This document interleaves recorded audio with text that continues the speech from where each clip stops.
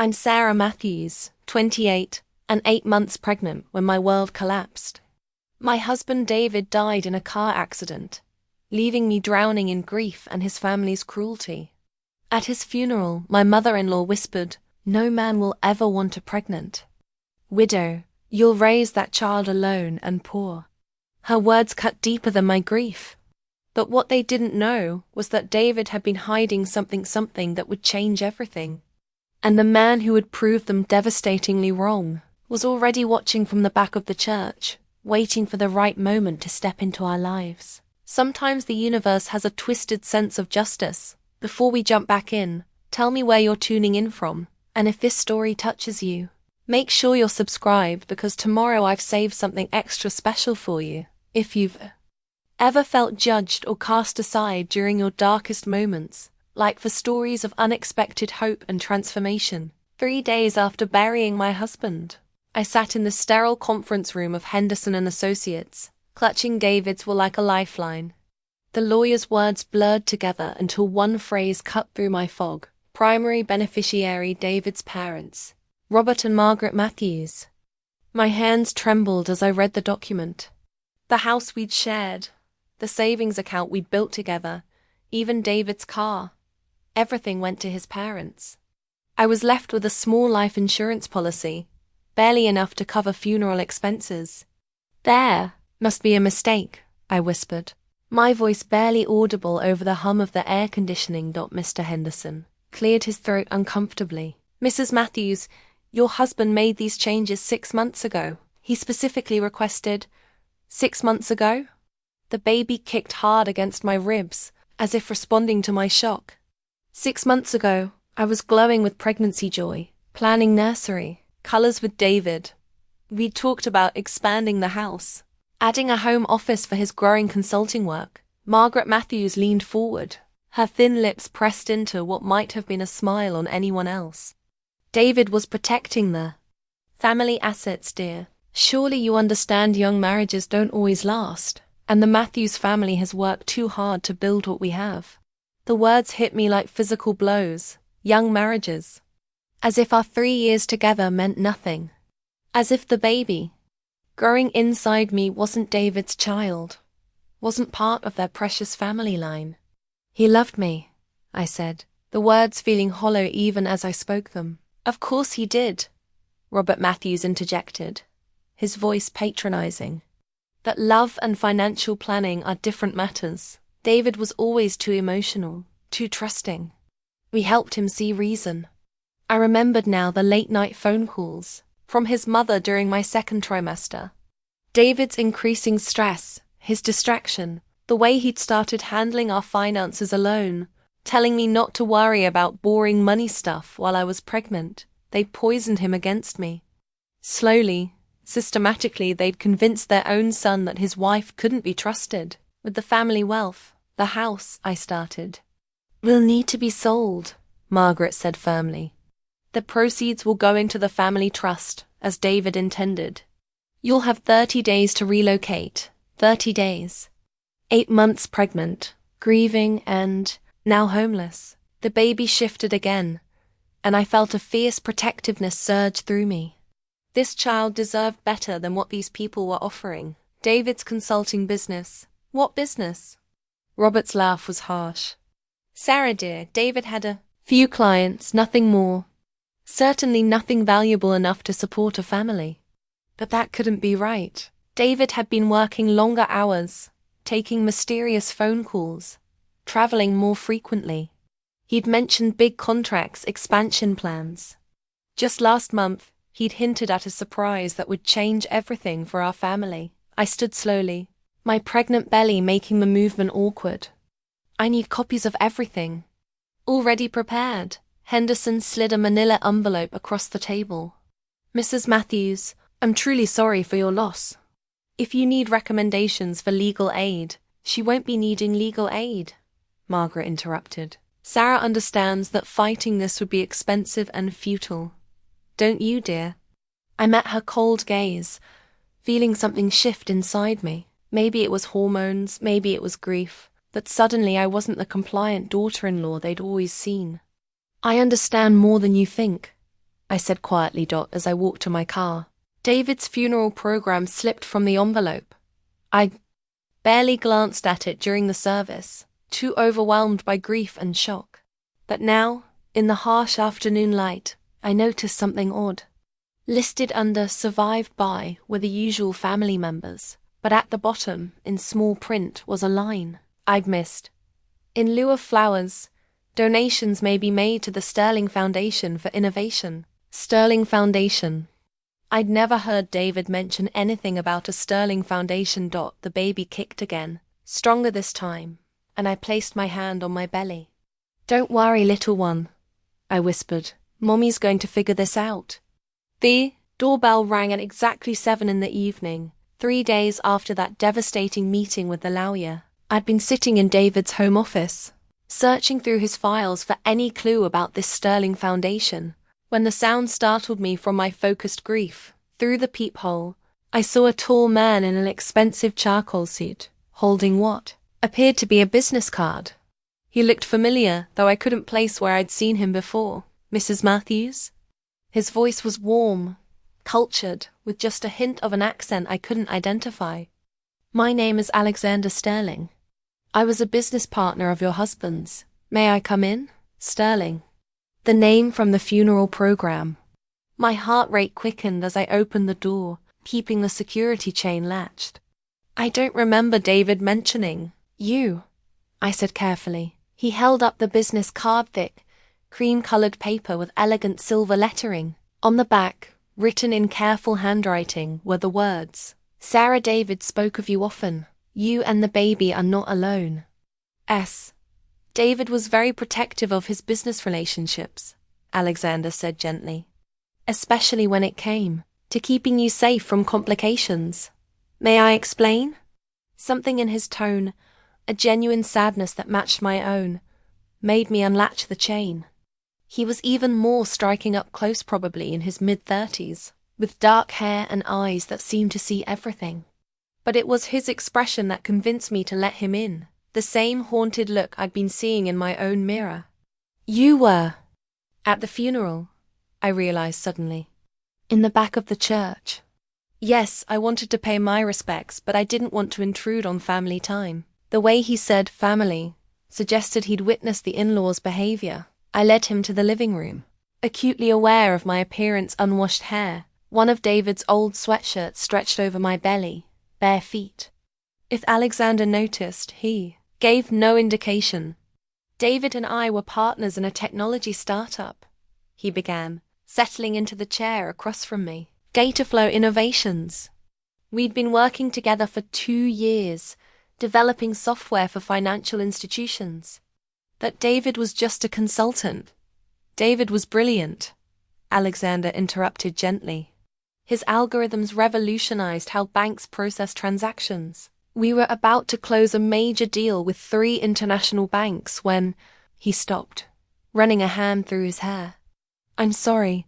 I know this is overwhelming." My mind raced. His parents said there was no real business. Alexander's expression darkened slightly. His parents knew nothing about our partnership.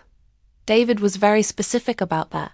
He said they'd never understand, that they'd try to interfere. Why didn't he tell me? He was planning to. The contracts were supposed to be finalized next month. He wanted to surprise you with financial security before the baby came. Alexander leaned forward. "Sarah, your husband was about to become a very wealthy man." The room seemed to spin. "How wealthy?" "The 3 contracts we'd negotiated were worth $12 million over 5 years. David's share would have been $6 million. $6 million, while his parents had convinced him to write me out of a will for a modest inheritance. David had been sitting on a fortune they knew nothing about. "I don't understand," I whispered. "If this is true, why didn't it come up in the will reading?" "Because the business assets were held separately, and our partnership agreement specified that in the event of either partner's death, their share would pass to their designated beneficiary." Alexander reached into his jacket and pulled out a legal document. "David named you and the baby as his beneficiaries for the business assets." I stared at the paper, my hands shaking too much to hold it steady. This can't be real. It's very real, but there are complications we need to discuss. The in-laws can't know about this yet. It would complicate everything legally and put you at risk. At risk how? Alexander's jaw tightened. Let's just say that people become unpredictable when large sums of money are involved. David was wise to keep this separate from his family. I felt the baby move, a gentle flutter that reminded me why this mattered. What happens now? Now, I help you navigate this. David made me promise that if anything happened to him, I'd take care of you and the baby. I intend to honor that promise. The sincerity in his voice made my eyes fill with tears, the first tears that felt like relief rather than pure grief. Why would you do this? You don't even know me. I know enough, Alexander said softly. David talked about you constantly, your kindness, your strength, how excited he was about becoming a father. And I know what it's like to lose someone and feel completely alone. Something in his tone suggested personal experience with loss. I found myself studying his face, noting the careful control in his expression, the way he held himself as if bracing against old pain. What do I need to do? First, we need to secure the business assets legally. Then we need to make sure you and the baby are safe while we handle the transition. He paused. The in-laws gave you 30 days to leave the house. I nodded, feeling the helplessness creep back in. That won't be necessary, Alexander said firmly. Leave that to me. The next morning, Alexander arrived with a leather briefcase and a look of grim determination. I'd barely slept, my mind spinning with questions and possibilities. Could David really have hidden such wealth from me? And if so, why? I've brought David's business records, Alexander said, settling at my kitchen table. I think you need to see the full picture. He opened the briefcase and pulled out several manila folders, each meticulously labeled. Bank statements, contracts, financial projections. It was like discovering a secret life my husband had been living. This is David's business account, Alexander said, sliding a statement across the table.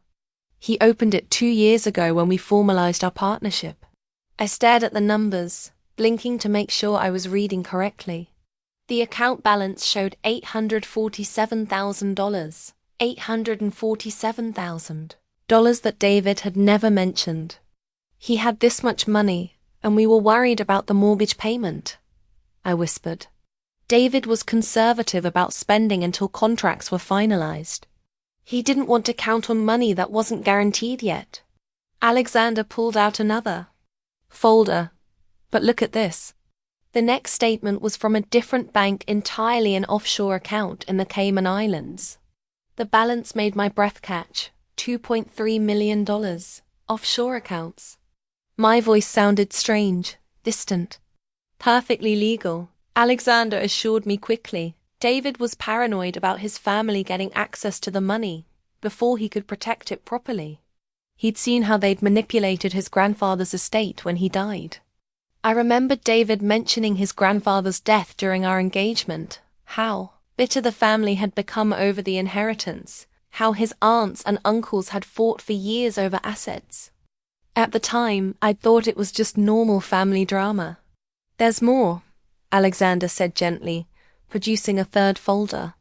Investment accounts, a small real estate portfolio in Colorado, and cryptocurrency holdings.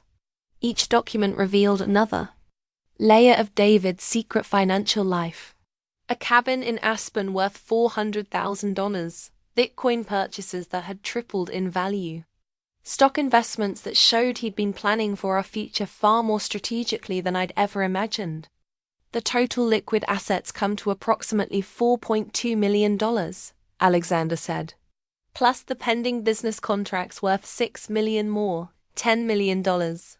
My husband had been worth $10 million, and I'd been clipping coupons and shopping at discount stores. Why didn't he tell me? The question came out as barely a whisper. Alexander's expression softened. I asked him that same question many times. He said he wanted to surprise you, wanted everything to be perfect and legal before he revealed it. But I think, he paused, choosing his words carefully, I think he was also protecting you from his family's reaction. What do you mean? Think about how they treated you when they thought you were getting a modest inheritance. How do you think they'd react to knowing you had access to $10 million? The thought sent a chill through me. Margaret's cold dismissal, Robert's patronizing attitude, that was when they thought I was essentially powerless. What would they do if they knew about this money? They can't find out, I said suddenly. Exactly. Which is why David set everything up this way. All of these accounts require both our signatures to access yours as his beneficiary, mine as his business partner. It's a safeguard. Both our signatures? David trusted me to help you navigate this safely. He knew that without business experience, you'd be vulnerable to manipulation or fraud. Alexander met my eyes. I take that responsibility very seriously. There was something in his tone, a gravity that made me believe him. What happens next? We need to legally transfer everything into your name, set up proper trusts for the baby's future, and create a strategy for managing this wealth without attracting unwanted attention. I thought about the 30-day eviction notice from the in-laws, their certainty that I'd be struggling and dependent. Can we use some of this money to fight for the house? Alexander shook his head. We could, but it would expose the assets. There's a better way. He pulled out his phone. I'm going to make some calls. By tomorrow, the eviction notice will be irrelevant. How? Let me worry about the details. Just trust me. As I watched him dial, I felt a strange mixture of gratitude and wariness. Alexander Sterling had appeared in my life like a guardian angel, bearing gifts of financial security and protection. But I'd learned the hard way that when something seemed too good to be true, it usually was. Still, as I looked at David's secret bank statements spread across our kitchen table, I felt something I hadn't experienced since the accident. Hope. Maybe the in-laws were wrong. Maybe I wouldn't be raising this baby alone and poor after all. The baby kicked strongly, as if responding to my thoughts, and I placed my hand on my belly. Did Daddy really plan all this for us? I whispered, looking at the evidence. It seemed. David had been planning for our future far more carefully than I'd ever realized. The question now was whether I could trust Alexander Sterling to help me claim it. The eviction notice arrived by certified mail the next morning, served with the cold efficiency I'd come to expect from the Matthews family. As I signed for the envelope, my hands trembled not from fear this time, but from anger. The legal document was harsh and impersonal. Notice to quit. You are hereby required to quit and surrender possession of the above-described premises to the owner hereof, and in default thereof, legal proceedings will be instituted against you to recover double damages. 28 days. They'd actually shortened the timeline. I was still staring at the notice when my phone rang. Margaret's name appeared on the screen, and I almost declined the call.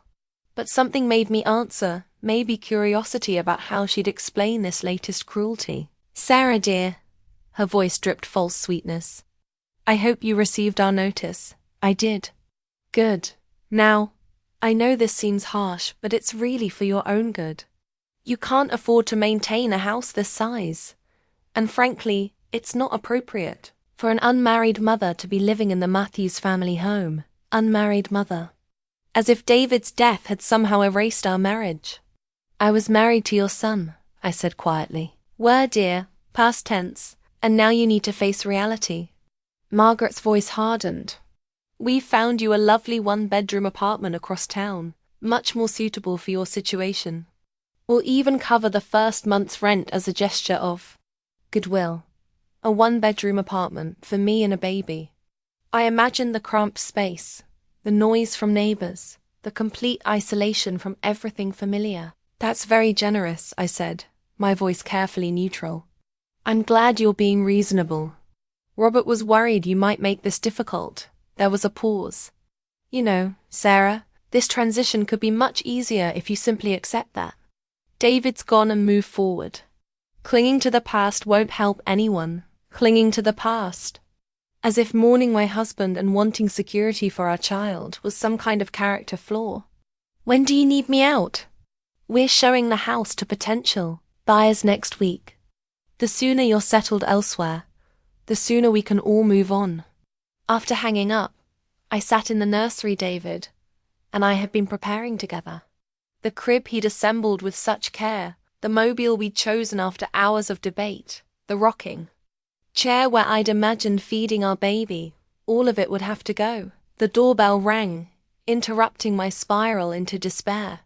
Through the window, I saw a delivery truck and a man with a clipboard.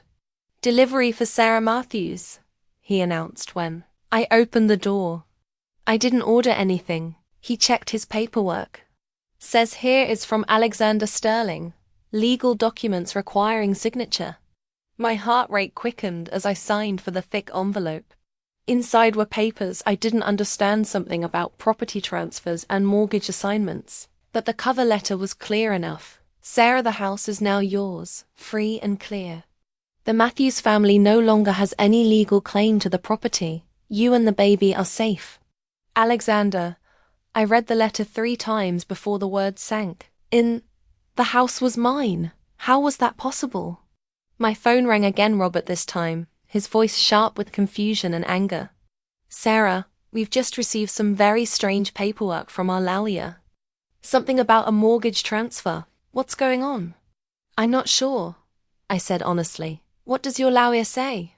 "He says David apparently had a life insurance policy we weren't aware of, and it was used to pay off the mortgage in full. The house now belongs to you outright. Life insurance policy." That was Alexander's cover story. "Well," I said, feeling a surge of unexpected strength, "I guess that changes things." "This is impossible," Robert sputtered. "David would have told us about additional life insurance. This has to be some kind of mistake. Maybe David kept some things private," I suggested. "No, Matthews keeps financial secrets from family." Margaret's voice cut in. Apparently I was on speakerphone. "This is highly suspicious, Sarah. We'll be investigating this thoroughly." "You do that," I said, surprising myself with my calm tone. "In the meantime, I'll be staying in my house with my baby." "Your house?" Margaret's voice rose to a near shriek. "That house has been in the Matthews family for 15 years, and now it belongs to David's wife and child." I interrupted, "Exactly as it should." I hung up before they could respond, my hands shaking with adrenaline. For the first time since David's death, I'd stood up to them. It felt terrifying and exhilarating at the same time. The baby kicked hard, as if celebrating our small victory, and I laughed out loud. "You hear that, little one? We get to stay home." But even as relief flooded through me, I knew this was just the beginning. The in-laws weren't the type to accept defeat gracefully, and I just declared war on people who'd been playing these games much longer than I had. My phone buzzed with a text from Alexander. "Are you all right?" I know today was difficult. I looked around the nursery, at the life David and I had been building together, and typed back, "I'm stronger than I thought." His response came immediately. "David always said you were the strongest person he knew." Now I'm beginning to see why. 2 days after the house victory, Alexander appeared at my door with an expression I'd never seen before, genuine concern, mixed with something that looked like fear. "We need to talk," he said without preamble. "May I come in?" I'd been organizing the nursery, finally allowing myself to believe we'd actually get to use it, when his urgent tone sent worry spiraling through me. "What's wrong?" "Your in-laws hired a private investigator," he said, settling heavily onto the couch. "They're digging into the life insurance story, and it won't hold up under scrutiny." My hand instinctively went to my belly. "What does that mean?" "It means they'll discover the truth about David's assets soon, and when they do," he ran a hand through his hair. "Sarah, people have done terrible things for far less money than what you're inheriting." The baby shifted restlessly, responding to my stress. "Are you saying they'd hurt me?" "I'm saying desperate people make unpredictable choices. And your in-laws just discovered they've been cut out of a fortune they didn't know existed." Alexander reached into his jacket and pulled out an elegant silver key attached to a leather keychain. "I have a penthouse downtown. It's secure, private, and completely separate from any business dealings. I want you to stay there until we can resolve this safely. I stared at the key. You want me to move in with you? I want you and the baby to be safe, he corrected gently. The penthouse has a separate guest wing. You'd have complete privacy. But there's also security, medical facilities nearby, and, he paused, I'd feel better knowing you weren't alone. Something in his tone made me look at him more carefully. This isn't just about the money, is it? Alexander was quiet for a long moment, his fingers absently tracing the edge of the coffee table. I lost someone once, he said finally. Someone I should have protected better. I won't make that mistake again. The raw pain in his voice caught me off guard. What happened? My wife and daughter died in a car accident 3 years ago. The words came out flat, emotionless, but I could see the cost of saying them. I was supposed to pick them up that night, but I had a business meeting that ran late. They took a taxi instead. My heart clenched. Alexander, that wasn't your fault, wasn't it? He met my eyes. I put business before family, and they died because of it. I've been trying to live with that ever since. Suddenly his protective instincts toward me made more sense. Is that why you're helping me? Partly, he admitted. David talked about you and the baby constantly. The way he lit up when he mentioned feeling the baby kick. His plans for teaching them to code. Alexander's voice softened. You reminded him what was important. I think being around that happiness helped him too. Helped him how? Alexander hesitated. David had his own demons. His family's manipulation had left him questioning his worth, his judgment. But when he talked about you, about becoming a father, he became the confident, brilliant man I knew he could be. I thought about David's increasing stress in those final months, his secretiveness about work. Was he afraid of his family finding out about the money? Terrified, Alexander confirmed. He'd seen what they did to his grandfather's legacy. How? They turned family against each other over money.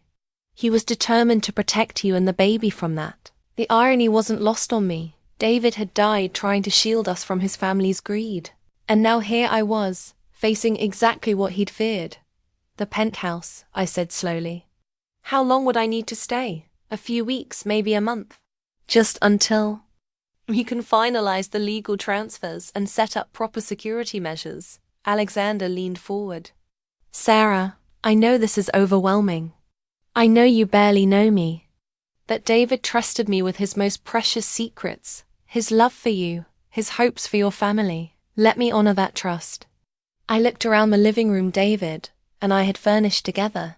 At the photos of our wedding, our honeymoon, the ultrasound pictures we'd stuck to the refrigerator. Leaving felt like abandoning the last pieces of our life together. What about the nursery? All the baby's things? We'll move everything, Alexander said immediately. The penthouse has 3 bedrooms. One could easily become a nursery. Whatever. You need to feel comfortable. The baby kicked strongly, and I winced slightly. Alexander noticed immediately. Are you all right? Is it time for your next appointment? His knowledge of my pregnancy timeline surprised me. How do you? David mentioned your due date was approaching. He was nervous about being a good father, excited about every milestone. Alexander's expression grew tender. He practiced reading children's books out loud during our business meetings. Said he wanted to get the voices right. Tears pricked my eyes. That was so perfectly David, overthinking even bedtime stories because he wanted to be the best father possible. The apartment you found for the in-laws, I said suddenly. The 1 bedroom across town. What would have happened to me there? Alexander's jaw tightened. You would have been isolated, financially dependent and vulnerable. Exactly where they wanted you. The thought of raising David's child in that small, lonely space while his family lived comfortably off his inheritance made my decision. I'll come with you, I said. But I have conditions. Anything, I pay my own way. No gifts, no charity. If I'm staying in your home, I contribute somehow. Alexander smiled, the first real smile I'd seen from him. David said you were stubborn about your independence. We'll figure something out. As he helped me pack essentials for the next few days, I caught him handling David's picture with careful reverence. He really talked about us that much. Every day, Alexander said softly. You two had something special. I hope someday I can find that kind of love again. Looking at this strong, successful man who'd been brought to his knees by loss, I realized we had more in common than I'd thought. We were both learning to navigate a world that felt broken without the people we'd loved most. Maybe healing each other's wounds was exactly what David would have wanted. I'd been living in Alexander's penthouse for exactly 6 days when the contractions started. At first, I dismissed them as the Braxton Hicks contractions that had been plaguing me for weeks. But when I doubled over in the kitchen at 3 in the morning, clutching the marble countertop as pain radiated through my back, I knew this was different. Alexander! I called out. My voice strained. He appeared within seconds, hair disheveled, wearing only pajama pants. Clearly, he'd been sleeping lightly, alert for any sign of trouble. What's wrong? He was at my side immediately, one hand supporting my back. I think another contraction hit, stronger this time, and I gripped his arm. I think it's time. Alexander's eyes widened, but his voice remained calm. Okay, how far apart are the contractions? I don't know. This just started. All right, let's time them. He helped me to the living room, settling me on the plush sofa while he grabbed his phone. We'll monitor for the next hour and see. Alexander. I looked down, feeling warmth spreading between my legs. My water just broke. If he was panicked, he hid it well. Within minutes, he'd called his driver, gathered my hospital bag, and was helping me into the elevator. The ride to the hospital was a blur of intensifying contractions and Alexander's steady presence, his hand in mine, his voice calm and reassuring. You're doing great, he murmured as another wave of pain crashed over me. David would be so proud. At the hospital, I expected Alexander to drop me off and leave. Instead, he stayed by my side through admissions, through the endless questions and paperwork, even as the nurses prepared me for delivery. Sir, are you the father? One nurse asked, glancing between us. Alexander hesitated. I'm family. The way he said it, with such conviction, made something warm bloom in my chest despite the pain. Labor progressed quickly, too quickly for an epidural. The doctor informed me apologetically, as another brutal contraction peaked. I found myself squeezing Alexander's hand so hard I was afraid I might break his fingers. I can't do this, I gasped during a brief respite. David should be here. This isn't how it was supposed to happen. Hey. Alexander's voice was firm but gentle. Look at me, Sarah. I met his eyes, seeing strength I could borrow. David is here, he said quietly. Every time this baby laughs, every time they reach a milestone, every time they do something brilliant, David will be there. And right now, he's watching you be the strongest, most incredible mother. His words gave me strength I didn't know I had. When the next contraction came, I channeled every ounce of love I'd felt for David, every dream we'd shared for our child, every hope for the future. I can see the head. The doctor announced. One more push, Sarah. With Alexander's hand in mine and David's love in my heart, I brought our daughter into the world. Emma Grace Matthews arrived at 7:23 a.m., weighing 6 pounds, 4 ounces, with a full head of dark hair and David's distinctive nose. The moment they placed her on my chest, everything else, the pain, the fear, the grief, faded into background noise. She's perfect, I whispered, tears streaming down my face. She's beautiful, Alexander agreed, his voice thick with emotion. David would have been over the moon. As if sensing the mention of her father, Emma opened her eyes startlingly blue, just like David's, and looked directly at me. In that moment, I felt David's presence so strongly it took my breath away. Hello, baby girl, I whispered. Mommy and Daddy love you so much. Alexander stepped back, giving us privacy for our first moments together, but I caught his expression. There was wonder there, and something deeper of fierce protectiveness that reminded me of how David used to look at ultrasound photos. "You like to hold her?" I asked softly. Alexander's eyes widened. Are you sure?" I nodded, carefully transferring Emma to his arms. He held her with surprising confidence, supporting her head perfectly, his large hands gentle and sure. "Hi there, Emma," he murmured. "I'm Alexander. I was your daddy's friend, and I promised him I'd take care of you and your mommy." Emma seemed to study his face with the intense focus newborns sometimes show. Then, impossibly, she seemed to relax into his arms, her tiny fist uncurling to wrap around his finger. "I think she likes you," I said, watching the tender scene. "The feeling is mutual," Alexander replied, his voice soft with awe. Later, as I dozed in the hospital bed with Emma sleeping peacefully in the bassinet beside me, I heard Alexander on the phone in the hallway. "Yes, I'm at the hospital. Sarah had the baby, a beautiful little girl named Emma." There was a pause. "No, I won't be in the office tomorrow. Or the next day. This is more important." When he returned, I pretended to be asleep, but I was thinking about his words. This is more important. David had been right to trust this man. With our future. My phone buzzed with a text from Margaret. "We heard about the baby. When will you be bringing her by to meet the family?" I looked at Emma, so tiny and precious, then at Alexander, who was gently adjusting her blanket with the careful attention of someone who understood how fragile new life could be. "Never," I whispered to myself, deleting the message. This baby would be surrounded by people who loved her unconditionally, who would protect her from manipulation and cruelty.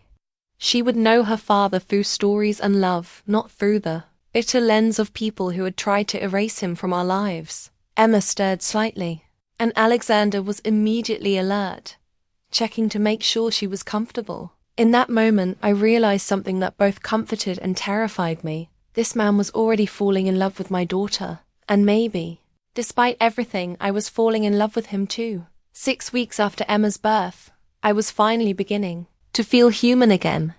The sleepless nights were still challenging, but the routine of feeding, changing, and loving this tiny person had given my life new purpose. Alexander had been incredible throughout it all, bringing me coffee at 2 in the morning when Emma was fussy, quietly handling household tasks so I could rest, and somehow managing to run his business empire while being more present than many biological fathers. It was during one of Emma's afternoon naps that Alexander knocked softly on my bedroom door, looking unusually nervous. "Sarah, do you have a moment?" I was folding tiny baby clothes, still marveling at how something so small could produce so much laundry. "Of course, come in." He entered carrying a small velvet box, and my heart immediately started racing. "Surely he wasn't. We hadn't even..." "Before you say anything," he began, setting the box on the dresser. "Please let me explain." I sat down, the onesie I'd been holding, giving him my full attention. "I've been thinking about Emma's future, about your security, about what David would want." Alexander ran a hand through his hair, a gesture I'd learned meant he was working through something complicated. "The legal situation with your in-laws is far from over.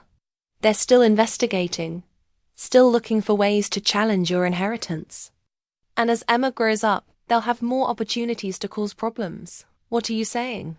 "I'm saying that as things stand now, you and Emma are vulnerable. But if we were married..." He picked up the velvet box, opening it to reveal a stunning vintage ring with a center diamond surrounded by sapphires. "If we were married, I could legally protect you both in ways that aren't possible now." The ring was breathtaking, clearly an antique, with the kind of craftsmanship that spoke of family history and deep significance. "Alexander, this was my grandmother's ring," he continued, his voice growing stronger. "She wore it for 62 years of marriage to my grandfather. She always said it would go to the woman who captured my heart completely." My breath caught. "Your heart?" "Sarah, I know this isn't conventional.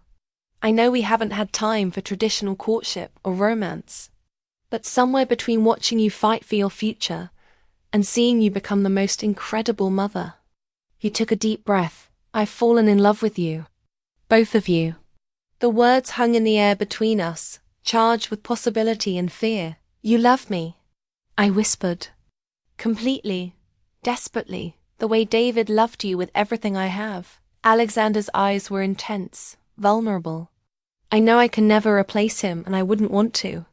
But I want to build a future with you, to give Emma the stable, loving family she deserves, and to love you the way you deserve to be loved." I looked at the ring, at this man who had appeared in my darkest hour and slowly, carefully, helped me rebuild my world. "What if I'm not ready? What if I can never love you the way you deserve?" "Then we'll figure it out together," he said simply. "But Sarah, I see the way you look at me when you think I'm not watching. I feel the way you relax when I'm near. This isn't just about legal protection anymore, is it?" He was right, and we both knew it. Over the past weeks, something had shifted between us. The way he'd held my hand during labor, the gentle way he cared for Emma, the quiet strength he'd shown when I was falling apart. Somewhere in all of that, I'd begun to see him not just as David's friend or my protector, but as a man I could love. "I'm scared," I admitted. "So am I," Alexander said, moving closer. "I never thought I'd feel this way again after losing my family. But you and Emma, you've given me hope I didn't know was possible." I thought about David, about what he would want for Emma and me. I thought about the cruel words from his family, their certainty that no man would want a pregnant widow, how wrong they'd been. "If I say yes," I said slowly, "it has to be real.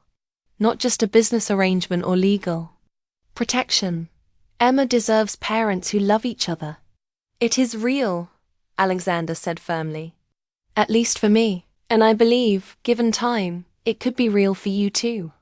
Looking into his eyes, I realized it already was real. The love might be different from what I'd shared with David, deeper, more mature, born from shared loss and mutual respect. It was genuine. "Yes," I said quietly. Alexander's face lit up with joy and relief. "Yes. Yes, I'll marry you. Yes, I love you. Yes, I want to build a family with you." He slipped the ring onto my finger with shaking hands. It fit perfectly, as if it had been waiting for me all along. "There's something else," Alexander said, pulling me into his arms. "I want to adopt Emma officially. I want to be her father in every way that matters." Tears spilled over as I imagined. Emma growing up with this man's love, protection, and guidance. David would have wanted that. David would have wanted her to be safe and loved above all else, Alexander agreed. "And she will be. You both will be." As he kissed me for the first time, gentle, tender, full of promise, I heard Emma stirring from her nap. We broke apart, laughing, and went to get our daughter together. Looking at the ring on my finger, I realized the in-laws had been spectacularly wrong about my future. Not only had a man wanted a pregnant widow he'd wanted to love and protect us both with everything he had, sometimes the universe's sense of justice was absolutely perfect. We planned the wedding for 3 weeks later, intimate, elegant, and deliberately private. Alexander had suggested a small ceremony in the penthouse's rooftop garden, with just a few close friends and the officiant. Emma, now 2 months old, would be our only family in attendance. The morning of the wedding, I stood in front of the mirror adjusting my simple but beautiful ivory dress, one that accommodated my still recovering postpartum body while making me feel beautiful again. Alexander's grandmother's ring caught the light, and I thought about the woman who'd worn it before me, wondering if she'd approve of the unconventional love story that had brought it to my finger. "You look radiant," Alexander said from the doorway, handsome in his charcoal grey suit. "You're supposed to wait until the ceremony to see me," I teased. "I'm not superstitious about that particular tradition," he replied, moving to stand behind me in the mirror. "Besides, we're creating our own traditions." His hands rested gently on my shoulders, and I leaned back against his chest, feeling the solid warmth of him. In just a few hours, we'd be married. The thought still felt surreal. "Any regrets?" I asked softly.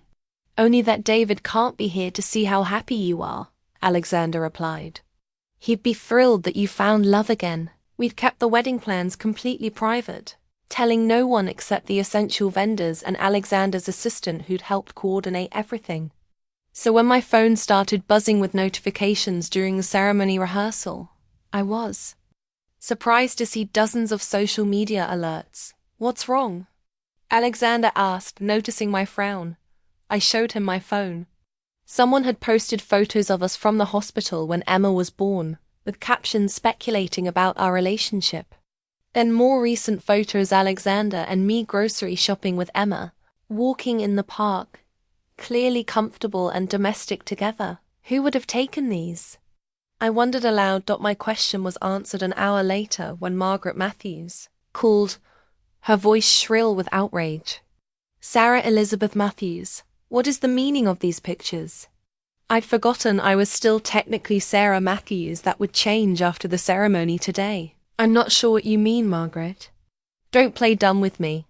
Pictures of you and some man playing house with my son's baby. People are saying you're getting married today. Is that true?" I looked at Alexander, who nodded encouragingly. We'd known this moment would come. "Yes, it's true. Alexander and I are getting married this afternoon." The silence stretched so long I thought the call had dropped. Then Margaret's voice returned, cold and deadly. "You gold-digging little whore. David's been dead barely 4 months and you're already replacing him?" Alexander moved toward the phone, his expression darkening, but I held up a hand. "This was my fight. I'm replacing no one," I said calmly. "I'm building a new life for my daughter and myself. That baby belongs to this family," Robert's voice cut in apparently. I was on speaker again. "We have grandparents' rights. We'll fight you for custody." "You have no rights," I replied, surprised by my own steadiness. "You wrote me out of David's will, remember? You made it very clear I wasn't family." "This changes everything," Margaret snapped. "We're going to court. We'll prove you're an unfit mother, living with some strange man. Actually," Alexander said, taking the phone from me, "you might want to reconsider that approach." "Who is this?" Robert demanded. "Alexander Sterling. Your future son-in-law. And the man who's about to become Emma's legal father." "You can't adopt that baby without our consent," Margaret shrieked. "I can when Sarah and I are married, and when you have no legal standing whatsoever," Alexander replied smoothly.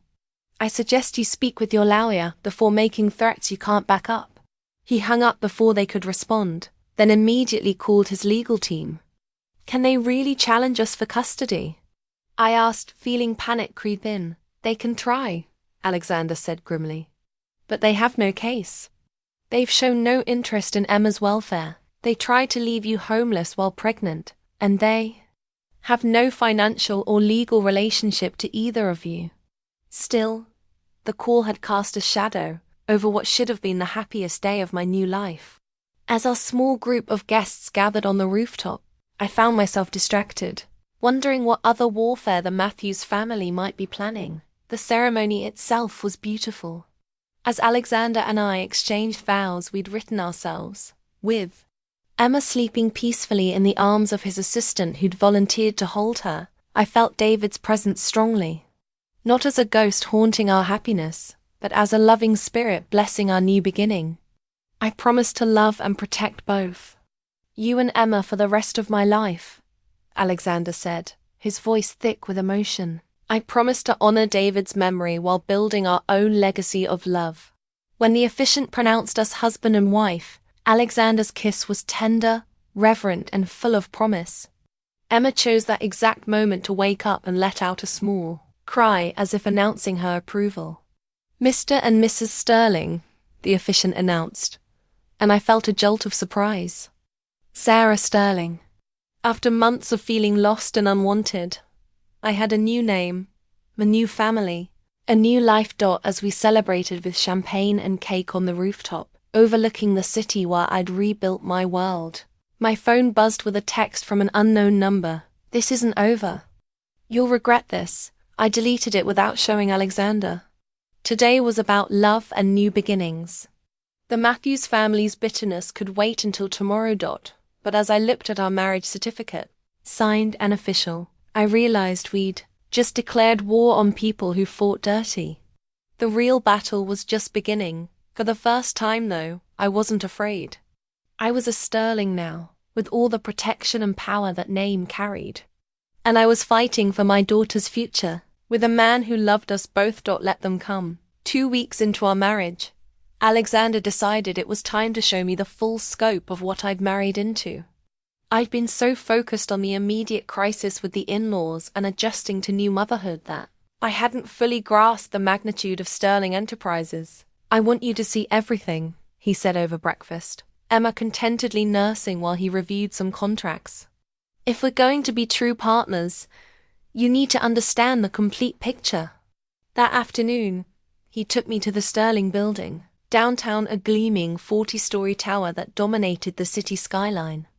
As we rode the private elevator to the top floor, Emma sleeping peacefully in her carrier, I felt increasingly overwhelmed. "Alexander, exactly how wealthy are you?" I asked as the elevator climbed past floor after floor. He was quiet for a moment. "Wealthy enough that the Matthews family's threats are laughable," he said finally. "But more importantly, wealthy enough to ensure Emma never wants for anything." The executive floor was stunning floor-to-ceiling windows, modern art, and an atmosphere of quiet power. Alexander's assistant, Patricia, greeted us warmly and immediately offered to watch Emma while Alexander gave me the tour. "These are the Sterling Enterprises company documents," Alexander said, leading me into a conference room lined with awards and framed photographs. "I started the company 8 years ago after my wife died. Work was the only thing that kept me sane." He handed me a portfolio that detailed the company's holdings: technology investments, real estate developments, green energy projects, pharmaceutical research. Sterling Enterprises had interests in dozens of industries across 6 continents. The company's current valuation is approximately $2.8 billion, Alexander said, factly. I nearly dropped the portfolio. "Billion? With a B? I know it's overwhelming. But Sarah, this isn't just about money. It's about impact. Look at this." He showed me photos from various project sites. "We've built schools in Kenya, funded clean water initiatives in Guatemala, and our technology division has created software that helps hospitals in rural areas provide better patient care." As he walked me through the company's charitable work, I began to understand that Alexander's wealth wasn't just about accumulation. It was about using resources to make a real difference in the world. Where would I fit into all this? I asked, studying reports about educational programs the company sponsored. "Anywhere you want," Alexander replied. "You have a business degree, natural strategic thinking, and most importantly, you understand what it's like to need help when everything seems hopeless." He was right. The experience of being abandoned by David's family, of facing single motherhood with no resources, had given me perspective that couldn't be taught in any MBA program. "I'd like to start a foundation," I said suddenly, "for widowed mothers. Financial support, legal assistance, emotional counseling, all the things I needed and couldn't find." Alexander's face lit up. That's exactly what David would have wanted his money to accomplish. We spent the next hour planning the Sarah Sterling Foundation for Families in Transition. Alexander's enthusiasm for the project was infectious, and I found myself energized in a way I hadn't felt since before David's death. "We could start with a pilot program in the city," I suggested. "Help 20 families the first year, then expand based on what we learn. Or we could help 200 families the first year," Alexander countered. "Sarah, we have the resources to think bigger."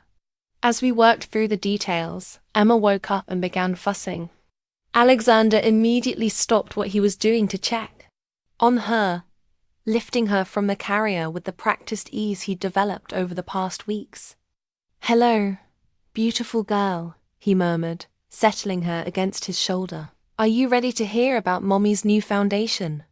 Watching him with Emma, seeing how naturally he'd stepped into the father role, I felt a surge of gratitude mixed with something deeper. This man hadn't just saved us, He'd given us a platform to save others. My phone buzzed with a call from an unknown number. I'd been getting several of these daily since the wedding, and Alexander had advised me not to answer them. "It's probably another reporter," he said, glancing at my phone. "The story about our marriage has gotten more attention than we expected." Indeed, the business press had picked up on our wedding, spinning it as a romantic merger between grief and hope. Some articles were tasteful, focusing on our charitable plans. Others were more invasive, speculating about the speed of our relationship and the size of the inheritance that had made me attractive to a billionaire. "Does it bother you?" I asked. "What they're saying about us?" "The only opinions that matter to me are yours and Emma's," Alexander replied. "Though I do worry about your safety with all this attention." As if summoned by his concern, Patricia appeared in the doorway looking worried. "Mr. Sterling, there are photographers outside the building. They seem to be waiting for Mrs. Sterling to leave." Alexander's expression darkened. "Call security. I want them moved back to the public sidewalk, minimum 50 feet from the entrance."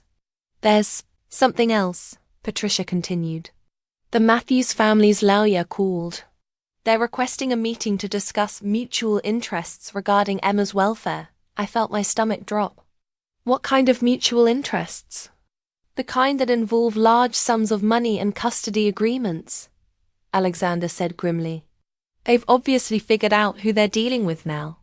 Looking out the window at the photographers below, I realized our quiet life was officially over. The Matthews family had declared war, and they were playing for much higher stakes than I'd imagined. But as I watched Alexander gently bouncing Emma while simultaneously giving Patricia instructions for handling the media, I felt a fierce determination rise within me.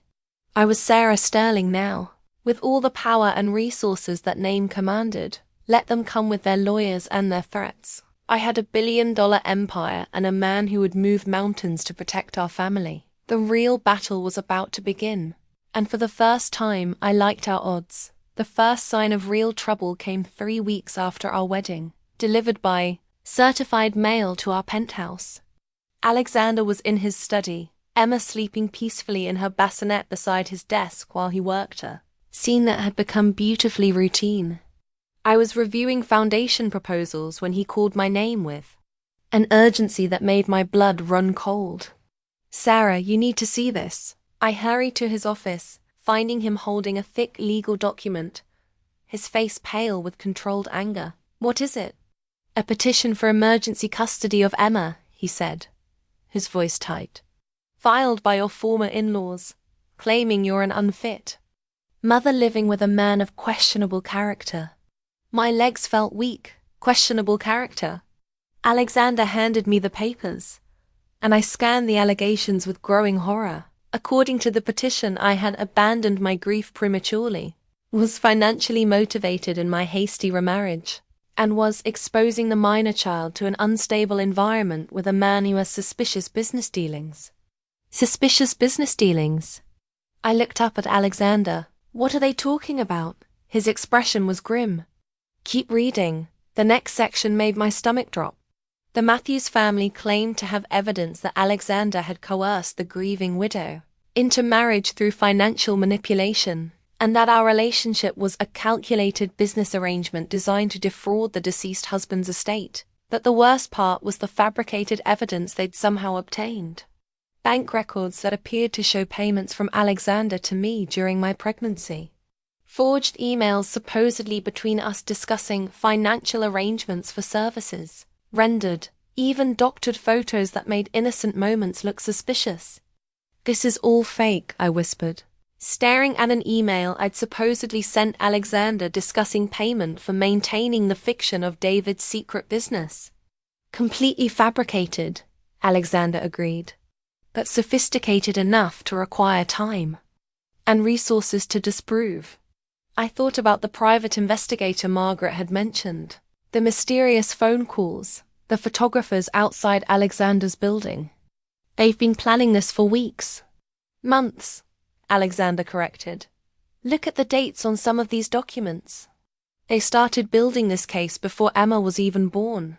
The realization hit me like a physical blow. While I'd been grieving David and preparing for our baby's birth, his family had been systematically planning to destroy my life. Can they actually take Emma? The question came out as barely a whisper. Alexander's jaw tightened over my dead body. But Sarah, this is going to get ugly. They're not just challenging your fitness as a mother. They're trying to prove our entire relationship is fraudulent. I picked up Emma, needing to hold her close. She was so tiny, so innocent, completely unaware that people were fighting over her future. What do? We fight back. But we need to understand what we're up against first. Alexander picked up his phone. Patricia, I need you to run a complete background check on the Matthews family. Financial records, business dealings, personal relationships, everything. Also, get me the name of the best family law attorney in the state.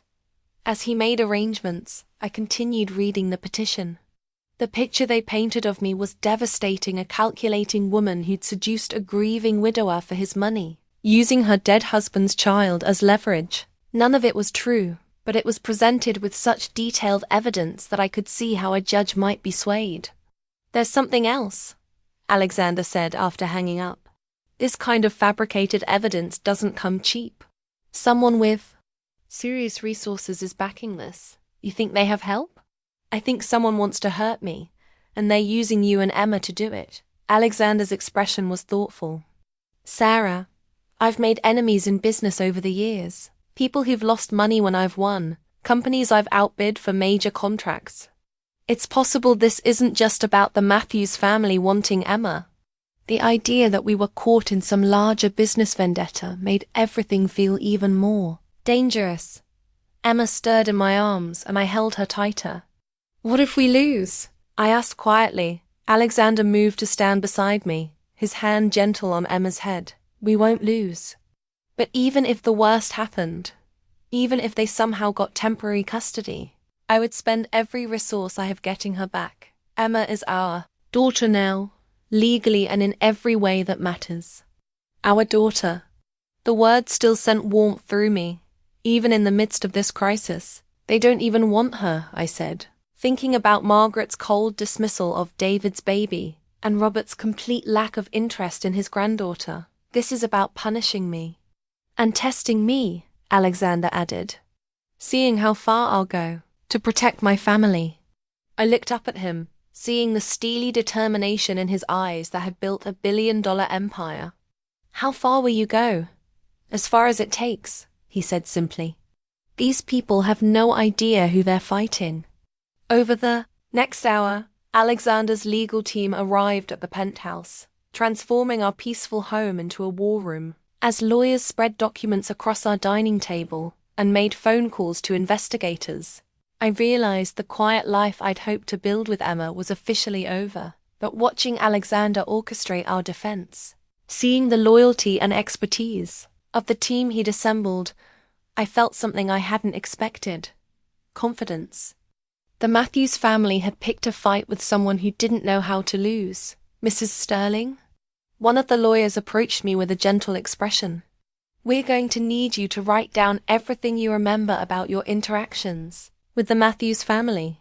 Every conversation, every threat, every cruel comment. We're building a counter case. As I began writing, Emma sleeping peacefully in her carrier nearby, I realized this battle would either destroy us or prove once and for all that love and justice could triumph over manipulation and greed. Looking at the forged documents spread across our table, I felt a familiar fire building inside me, the same determination that had gotten me through David's death and the early days of single motherhood. The Matthews family wanted a war. They were about to discover what a Sterling could do when her family was threatened. The breakthrough came from an unexpected source. While Alexander's legal team was methodically dismantling the fabricated evidence, I remembered something David had mentioned in passing, a safety deposit box he'd rented for important papers. I'd assumed it contained business documents, but now I wondered if there might be something more personal. I think David left us a message, I told Alexander as we sat in our lawyer's office. preparing for the custody hearing scheduled for the following week. What kind of message? He rented a safety deposit box 6 months before he died. I never thought much about it, but what if he suspected his family might cause problems? Alexander's eyes sharpened with interest. Do you have the key? I did. It had been on David's keychain, and I'd kept all his personal effects. Within an hour, we were at the bank. Emma sleeping in her carrier as we were escorted to the vault. The safety deposit box contained exactly what I'd hoped for, and more than I dared expect. David's secret journal, detailed financial records, and a sealed letter addressed to me and Emma, but it was the journal that changed everything. Listen to this, I said, reading aloud as Alexander held Emma. March 15th, Mom called again today, insisting I need to protect the family assets from Sarah. She actually suggested I get a prenup retroactively, claiming Sarah might divorce me for money. The irony is that Sarah has no idea how much money I actually have, and she's never asked for anything except my love. Alexander leaned closer as I continued reading. March 22nd, Dad came by the office today. He knows about data flows, somehow probably hired someone to follow me. He's furious that I didn't tell them about the business. Said I'm being manipulated by a gold digger, and that I need to think about family legacy. I tried to explain that. Sarah is my family now, but he wouldn't listen. The entries painted a devastating picture of the Matthews family's manipulation. David had documented every phone call, every guilt trip, every attempt to turn him against me. But more importantly, he'd recorded their own financial desperation. April 3rd, I read, my voice growing stronger. Found out why Mom and Dad are so desperate to control my money. They took out a second mortgage on their house to invest in some scheme Robert's brother pitched them. They're facing foreclosure and bankruptcy. No wonder they're suddenly so interested in protecting family assets. They need those assets to save themselves. Alexander whistled low. They're broke. Completely broke, I confirmed, scanning more entries. David even tried to help them, offered to pay off their debts privately, but they refused because it would mean admitting they needed help. The picture became clearer with each entry. The Matthews family's cruelty wasn't just about control, it was about survival. They'd convinced themselves that David's money belonged to them, that I was stealing their salvation, but the most damning entry was dated just a week before David's death. I can't take their pressure anymore. I'm going to tell Sarah everything tomorrow about the money, about their manipulation, about my plan to legally protect her and the baby from their interference. I should have done this months ago. He was going to tell me, I whispered, tears streaming down my face. He was planning to protect us. Alexander's arm tightened around me. He did protect you. This journal proves everything. The sealed letter was even more powerful.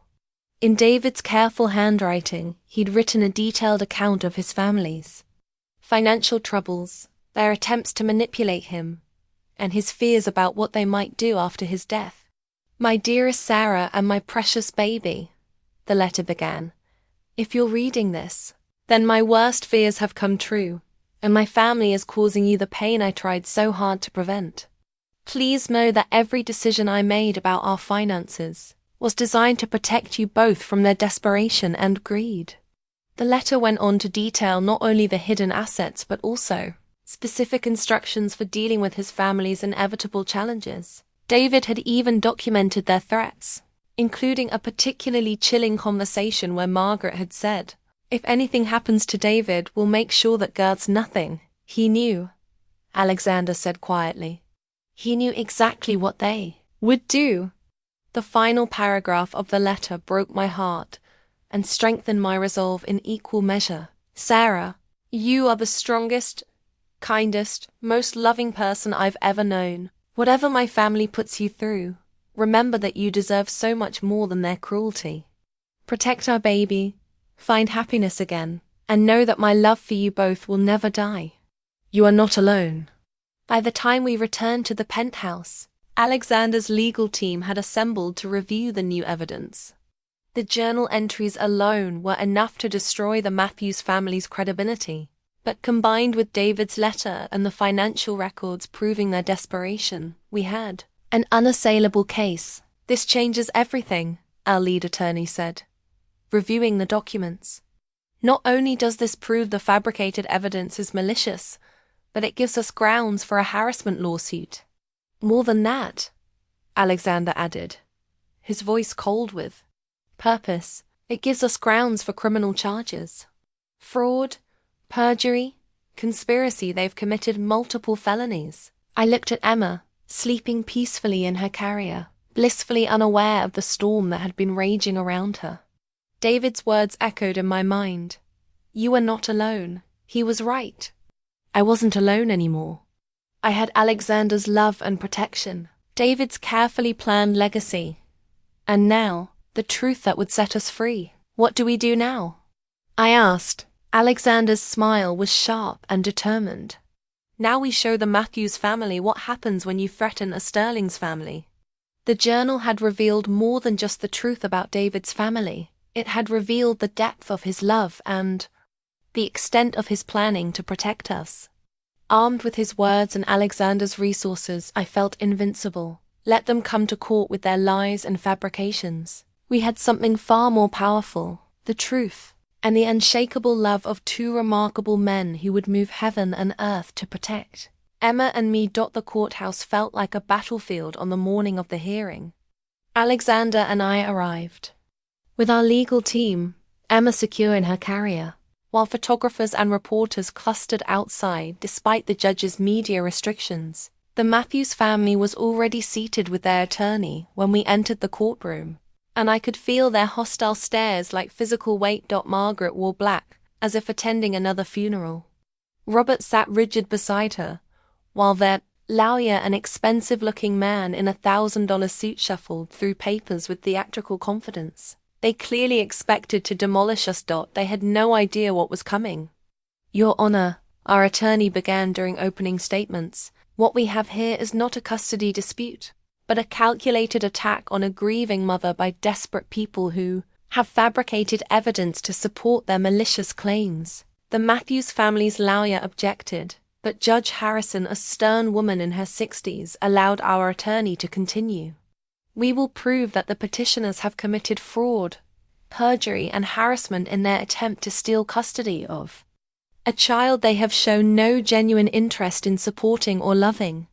When it was their turn, the Matthews family's lawyer painted me as exactly what I'd expected: a gold-digging opportunist who'd manipulated my way into Alexander's fortune using my dead husband's child as leverage. "The evidence will show," he declared dramatically, "that Mrs. Sterling, formerly Mrs. Matthews, entered into a business arrangement disguised as marriage, putting this innocent child at risk for financial gain." Then came the moment I'd been dreading and anticipating in equal measure, my testimony. "Mrs. Sterling," our attorney began gently, "please tell the court about your relationship with your late husband." I spoke about David's love, his excitement about becoming a father, his plans for our future together. I described the Matthews family's treatment of me during my pregnancy, and after his death, their attempt to leave me homeless while 8 months pregnant. "They told me no man would ever want a pregnant widow," I said, looking directly at Margaret. "They said I would raise my child alone and poor," their exact words. Margaret's face flushed red, but she didn't deny it. Then our attorney introduced David's journal. "Your Honor, we'd like to enter into evidence the personal journal of David Matthews, written in his own hand, documenting his family's attempts to manipulate him and their threats toward his wife and unborn child." The Matthews family's lawyer objected strenuously, but Judge Harrison allowed the journal as evidence. As our attorney read David's words aloud, his documentation of their financial desperation, their manipulation, their threats, I watched the Matthews family's confidence crumble. Margaret actually gasped when the attorney read the entry about their threatened foreclosure and bankruptcy. Robert's face went ashen as David's words revealed their true motivations, but the most devastating moment came when our attorney read David's final entry. "I fear what my family might do to Sarah and the baby after I'm gone." Their desperation has made them capable of anything. I pray these precautions I'm taking will be enough to protect the two people I love most in this world. Your Honor, our attorney continued, we also have bank records showing that the petitioners are facing financial ruin, which explains their sudden interest in claiming custody of a child they've shown no previous desire to support. The fabricated evidence the Matthews family had presented was systematically destroyed. Our technical expert explained how the emails had been doctored, how the bank records had been altered, how the photographs had been manipulated to suggest impropriety where none existed. When Margaret took the stand, our attorney was relentless. Mrs. Matthews, is it true that you told Mrs. Sterling, and I quote, "No man will ever want a pregnant widow"? That was taken out of context. Is it true? You attempted to evict her from her home while she was 8 months pregnant. The house belongs to the family. Is it true that you and your husband are facing foreclosure on your own home due to financial difficulties? Margaret's lawyer objected, but the damage was done. Under cross-examination, the Matthews family's desperation and ulterior motives became painfully clear. Alexander's testimony was powerful in its simplicity. He spoke about his love for Emma and me, his commitment to providing a stable, loving home, and his extensive background checks and character references from business associates, employees, and charitable organizations. Mr. Sterling, the Matthews family's lawyer tried during cross-examination. Isn't it true that you married Mrs. Matthews primarily to gain access to her late husband's business assets? Alexander's laugh was genuine. Counselor, I'm worth approximately $2.8 billion. The assets in question, while significant to Mrs. Sterling, represent roughly 0.3% of my net worth. I assure you, I didn't marry for money. The courtroom actually chuckled, and I saw Judge Harrison hide a smile. When the judge delivered her ruling, her voice was crisp with barely concealed disgust. This court finds that the petition for emergency custody is not only without merit but represents a malicious attempt to use the legal system for harassment and potential financial gain. The fabricated evidence presented by the petitioners constitutes fraud and perjury. She turned to address the Matthews family directly. Your behavior toward a grieving widow and new mother has been reprehensible. This court sees no evidence that you have the child's best interests at heart, only your own financial desperation. The petition was dismissed with prejudice, meaning they could never file similar charges again. Judge Harrison also recommended that the district attorney investigate the fabricated evidence for criminal prosecution. As we left the courthouse, Emma sleeping peacefully in Alexander's arms, I felt lighter than I had in months. The Matthews family slipped out a side door, avoiding the media that had gathered to report on their humiliating defeat. It's over, Alexander said softly as we reached our car. I looked back at the courthouse steps where I'd just won the right to raise my daughter in peace. No, I said, taking his free hand. It's just beginning. For the first time since David's death, I felt truly free to build the future I wanted with the man I loved, the daughter we both adored, and the security to help other families facing similar battles. The Matthews family had been wrong about everything, but especially about one thing. I was no longer alone. I was part of something stronger, something built on love instead of manipulation, truth instead of lies. I was a Sterling now, and Sterlings protected their own. 3 months after our legal victory, our life had settled into a rhythm that felt like the future I'd always dreamed of but never dared hope for. Emma was 6 months old now, sitting up on her own and rewarding us with the kind of delighted giggling that made even Alexander's most stressful business days disappear. The morning of Emma's adoption finalization was crisp and bright, the kind of autumn day that felt full of possibility. I stood in front of the mirror, adjusting Emma's tiny white dress, the same one I'd worn as a baby, carefully preserved by my own mother who'd flown in for the occasion. Are you ready for this, sweetheart? I asked Emma, who responded by grabbing at her reflection and babbling happily. Alexander appeared in the doorway, devastatingly handsome in his navy suit, holding a small wrapped box. A gift for the occasion, he said, handing it to me. Inside was a delicate silver bracelet with 3 charms, a heart engraved with David, a star engraved with Emma, and an infinity symbol engraved with always. So she always know where she came from and where she belongs, Alexander explained softly. The thoughtfulness of it, the way he honored David's memory while claiming his own place in our family, brought tears to my eyes. It's perfect. At the courthouse, a much happier visit this time, we met with the same Judge Harrison who had dismissed the Matthews family's custody petition. Her demeanor was completely different now, warm and congratulatory as she reviewed the adoption papers. Mr. Sterling, she said, do you understand that by adopting Emma, you're taking on all the legal responsibilities and privileges of parenthood? I understand, Your Honor. I also understand what a privilege it is. And Mrs. Sterling, you consent to this adoption?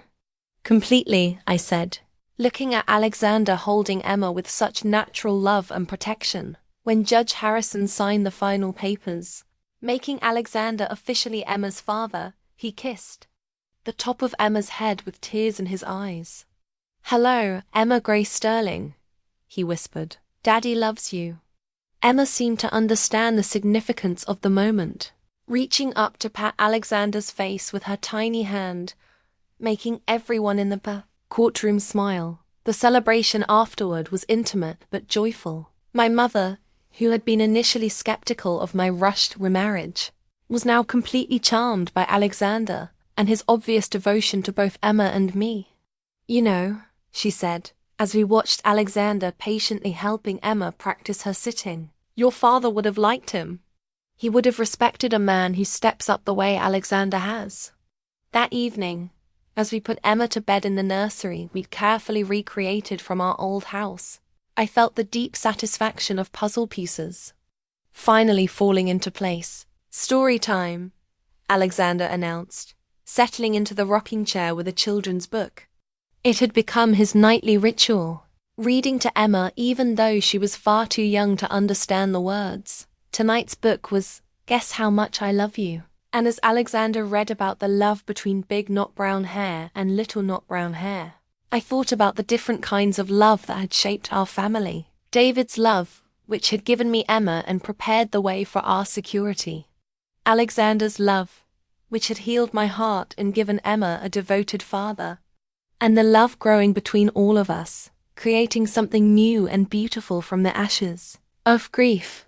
Right up to the moon and back, Alexander finished, then added his own words. That's how much Daddy and Mommy love you, Emma. As we watched our daughter drift off to sleep, Alexander's arm around my waist, I realized we'd created something the Matthews family could never understand. A family built on choice rather than obligation.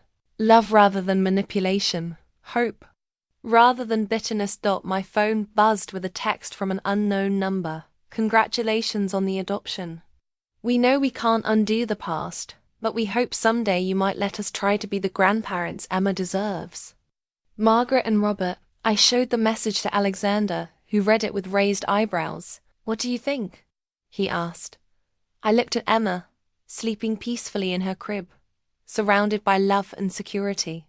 Then I thought about the foundation we were building to help other families, about the choice between perpetuating cycles of hurt or breaking them with grace. I think, I said slowly, that people can change when they face real consequences for their actions. And I think Emma deserves to know all her family history, both the good and the difficult parts. So maybe, in time, if they can prove they've truly changed, we might consider supervised visits. But they'll have to earn that privilege through actions, not words. Alexander nodded approvingly. Boundaries with possibility for redemption. David would be proud of your wisdom. As we prepared for bed that night, I reflected on how much had changed since that devastating day when Margaret had whispered her cruel prediction about my future. Not only had a man wanted a pregnant widow, he'd wanted to love and protect us both with everything he had. The Sarah Sterling Foundation for Families in Transition had officially launched the week before, with our first group of families receiving support and guidance. Every day brought letters from women facing situations similar to what I'd endured, and every success story felt like justice not just for them, but for David's memory. "What are you thinking about?" Alexander asked, noticing my contemplative mood.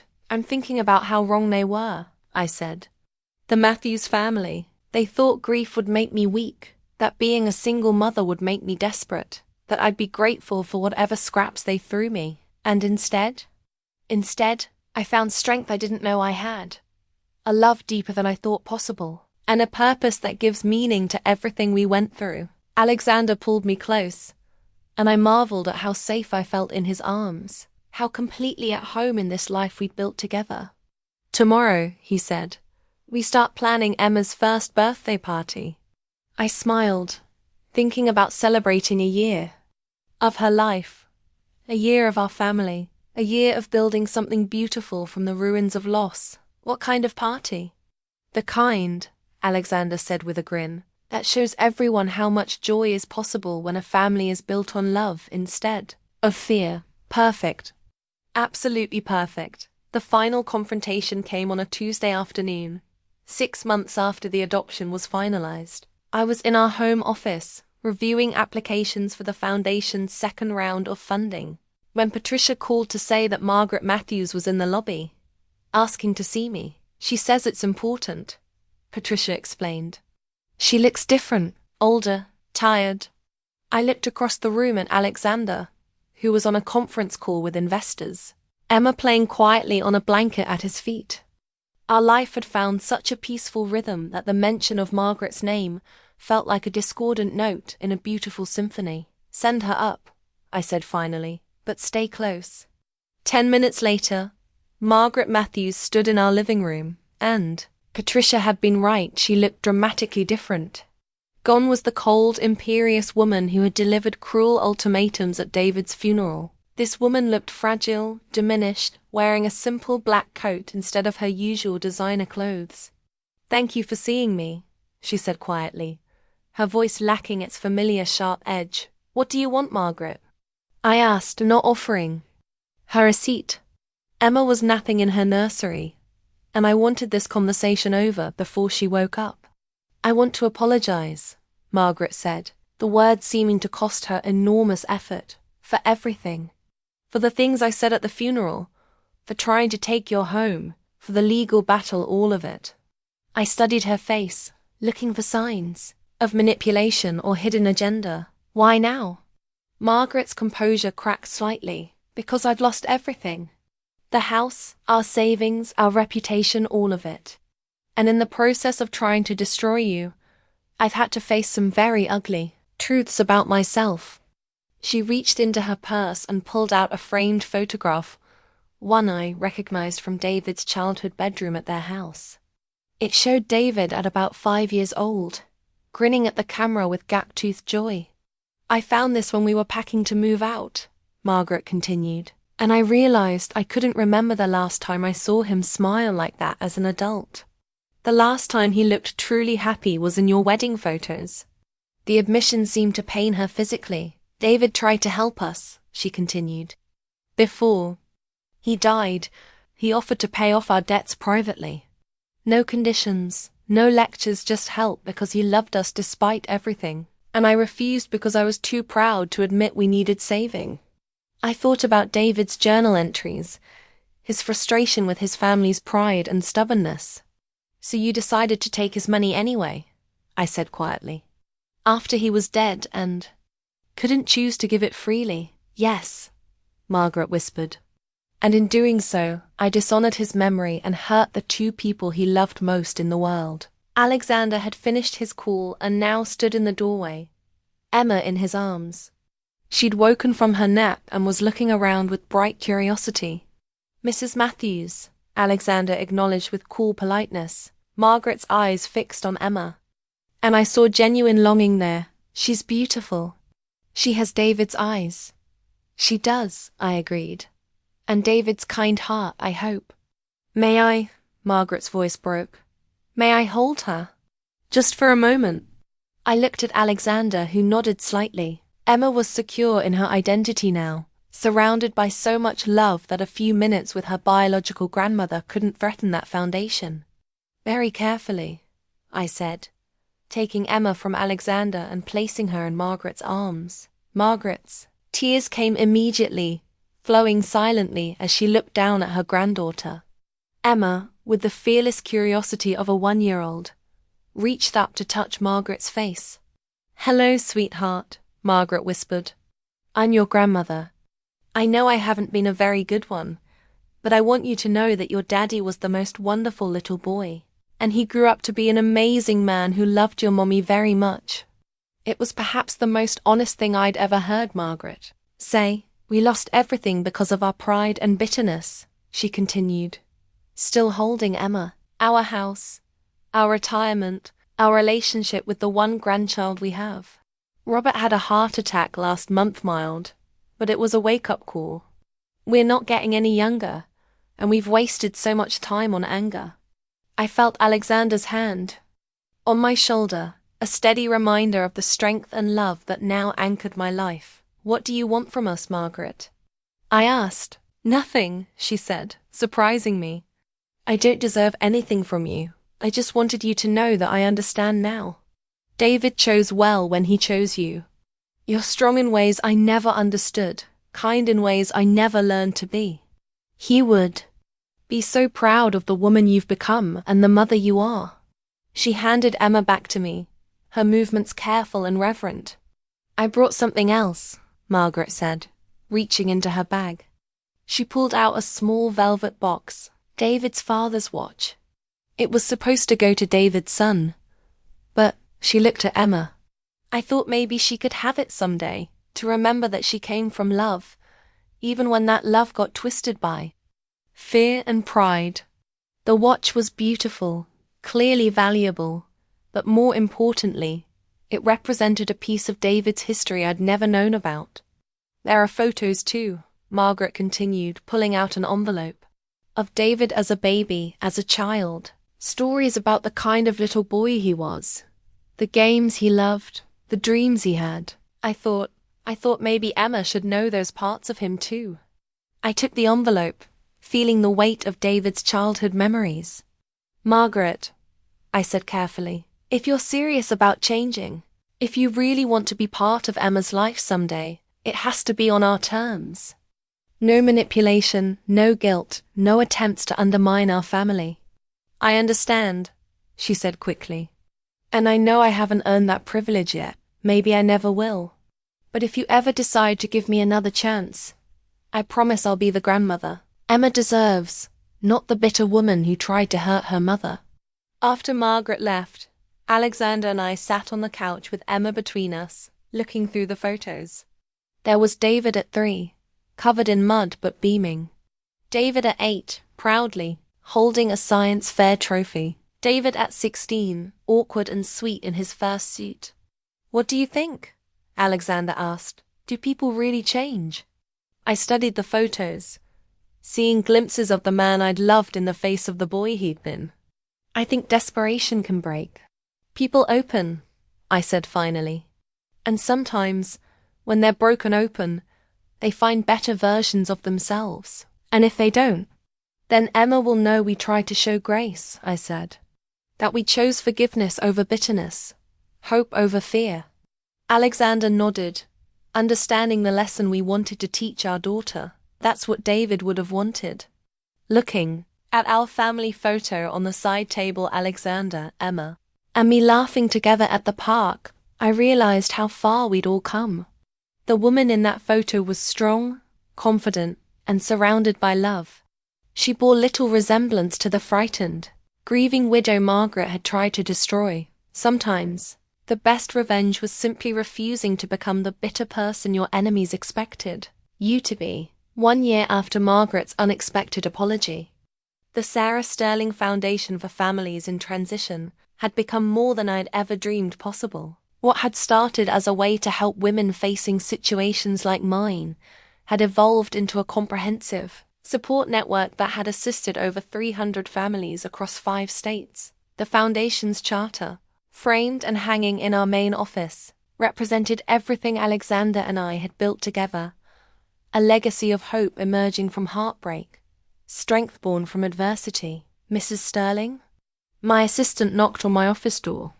The camera crew is here for the interview. I looked up from the grant applications I've been reviewing, each one representing a family in crisis. A woman who needed someone to believe in her strength when she couldn't see it herself. Send them in, I said, smoothing my navy blazer and checking my reflection. The woman looking back at me was confident, purposeful someone who had learned to use her voice to advocate for others. The interview was for a national news program highlighting successful charitable organizations. As the reporter asked about our work, I found myself thinking about the journey that had brought me here. What drives your passion for this cause? She asked. I know what it feels like to be told you're worthless, I replied honestly. To have people assume that grief makes you weak, that single motherhood makes you desperate. Our foundation exists to remind women that they're stronger than their circumstances, and that their worth isn't determined by other people's opinions. After the interview, I walked through our offices, watching the team Alexander and I had assembled work with families who reminded me so much of my former self. Young widows learning to navigate legal systems, single mothers developing business plans, children receiving counseling to process loss and change. How did it go? Alexander asked when I returned to the penthouse that evening. He was on the floor with Emma, now walking confidently and chattering in the adorable gibberish of an 18-month-old. Mama, Emma toddled over to me, arms outstretched, and my heart melted as it did every time she called me that. Alexander had been Dada from almost the beginning, but Mama had taken longer, making it even more precious. I think it went well, I said, scooping Emma up and joining Alexander on the floor. The reporter seemed genuinely interested in the work we're doing. Any word on the documentary proposal? A major streaming service had approached us about creating a documentary series following families through our program. The exposure would be incredible for our mission, but it also meant opening our personal story to public scrutiny. They want to start with our story, I told him. The widow who found love again, the billionaire who chose family over everything else, the foundation born from our experience. Alexander was quiet for a moment, then smiled. David would love that his story is helping others. It was true. What had begun as David's attempt to protect me from his family's manipulation had become a platform for protecting hundreds of other families from similar situations. The next morning brought news that changed everything. The documentary had been greenlit, but more importantly, a major pharmaceutical company wanted to partner with our foundation to create a nationwide program for families dealing with sudden loss. The funding would allow us to help 10,000 families over the next 5 years, Alexander explained as we reviewed the proposal. Full legal support, financial counseling, childcare assistance, job training, everything. I looked at the numbers, hardly believing what I was seeing. 10,000 families. 10,000 women who wouldn't have to face their darkest moments alone. There's something else, Alexander said, pulling up a news article on his tablet. The Matthews family situation made national news. The headline read, "From bitter legal battle to redemption, how one family learned the cost of greed." The article detailed Margaret and Robert's bankruptcy, their failed legal challenge, and Margaret's recent work volunteering at a grief counseling center. She's been volunteering for 6 months, Alexander continued, helping other families navigate loss without making the mistakes she made. I thought about Margaret's last visit, her genuine remorse, the careful way she'd held Emma. Maybe people really can change. Speaking of change, Alexander said, his tone shifting to something more playful. I have news of my own. He handed me an envelope with my name, written in his familiar handwriting. Inside was a single ultrasound photo and a note. Emma's going to be a big sister. My heart stopped. What? How did you? We haven't even, Alexander laughed, pulling me into his arms. Your appointment yesterday. Dr. Martinez called with the results this morning. You're 6 weeks pregnant. The room spun as the news sank in. Another baby. Emma's sibling, a child who would be born into the secure, loving family we'd built together. Are you happy? I asked, suddenly nervous. Sarah Sterling, Alexander said, his voice thick with emotion. You and Emma have given me a life I never thought I'd have again. A second child. A biological child with the woman I love more than anything. I'm beyond happy. I'm grateful in ways I don't have words for. Emma chose that moment to toddle over, babbling and reaching for the ultrasound photo. As we sat together, on the floor, Alexander's arms around both of us, I marveled at how completely our lives had transformed. From the pregnant widow who was told no man would want her, I'd become a woman building an empire of love, both literal and figurative. The foundation was changing lives. Our family was growing, and our love story was inspiring others to believe in second chances. What should we name the baby? Alexander asked. I looked at Emma, who was studying the ultrasound photo with serious concentration, then at Alexander, whose eyes held all the love and promise in the world. If it's a boy, I said, I'd like to name him David Alexander, to honor both the father who planned for our future and the father who's making it possible. Alexander's smile was radiant. Perfect, and if it's a girl? Hope, I said without hesitation. Because that's what this family is built on, hope that love can triumph over loss, that justice exists even when it takes time to arrive, and that the future can be more beautiful than anything we dare to imagine. Looking around our penthouse, filled with photos of our growing family and awards from the Foundation's work, I realized the Matthews family's cruel prediction had become the foundation for the most beautiful life imaginable. Sometimes the universe's sense of justice was absolutely perfect. Emma's first birthday party was everything I dreamed of, but never thought I'd have the chance to celebrate. Our penthouse was transformed into a wonderland of soft pastels and golden balloons, filled with the laughter of people who had become our chosen family, Alexander's business associates who'd become genuine friends, my foundation colleagues, and even my mother, who had flown in for the occasion. The invitation itself had been a work of art, designed by Alexander with careful attention to every detail. Cream cardstock with gold foil lettering announced, Emma Grace Sterling's first birthday celebration, a year of love, growth and new beginnings. As I watched Emma toddle around in her tiny white dress with gold ribbons, I marveled at how different this day was from what I'd imagined during those dark months after David's death. Then, I'd feared she would grow up without extended family, without celebration, without the joy every child deserved. Instead, she was surrounded by love from every direction. She's gotten so big, my mother said, watching Emma expertly demolish a piece of birthday cake with her hands, and so confident. You can tell she's never doubted for a moment that she's loved. That was always the goal, I replied, unconsciously placing my hand on my still small bump.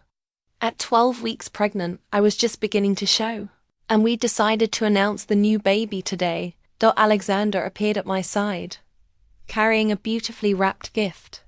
Time for the special present, he said with a mysterious smile. The gift was from both of us to Emma, a custom-made photo album chronicling her first year of life. But it was more than just pictures. It was the story of how our family had been built, told in images and carefully chosen words that she could understand. As she grew older, the first page showed David's ultrasound photos and a picture of him kissing my pregnant belly. This is your first daddy, the caption read. He loved you before you were born and planned for your happiness.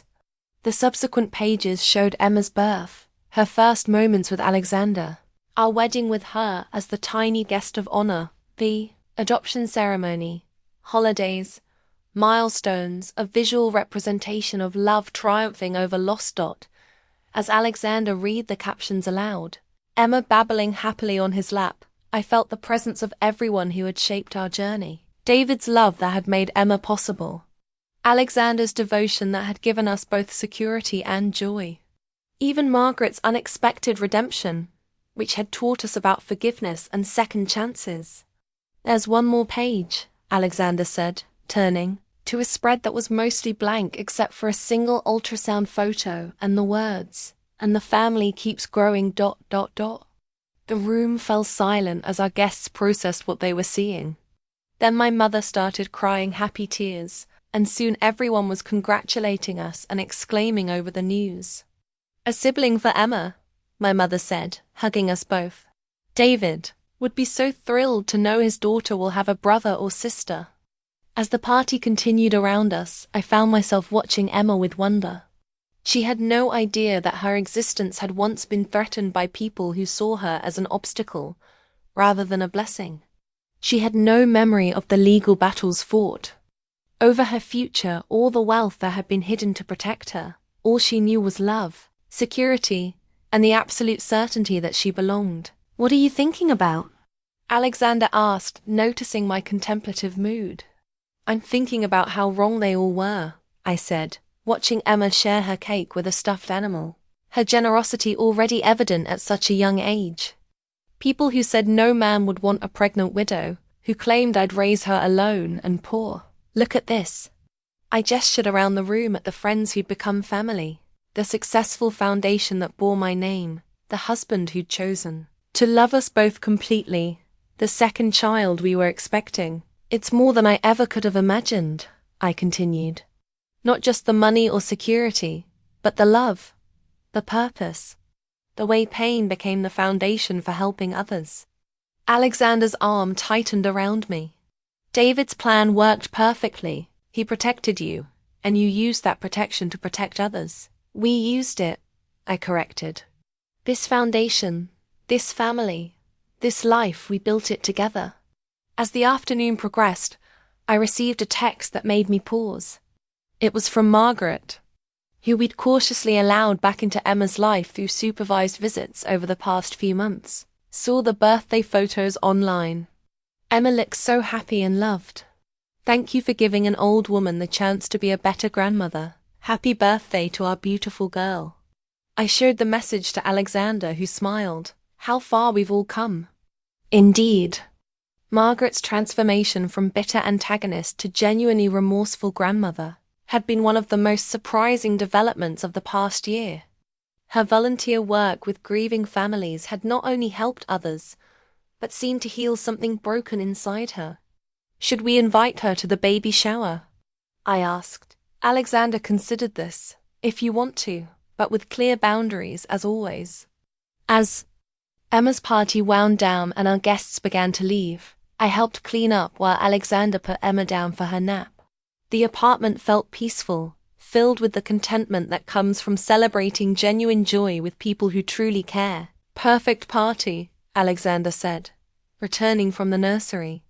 Though I think Emma's favorite part was trying to feed cake to everyone.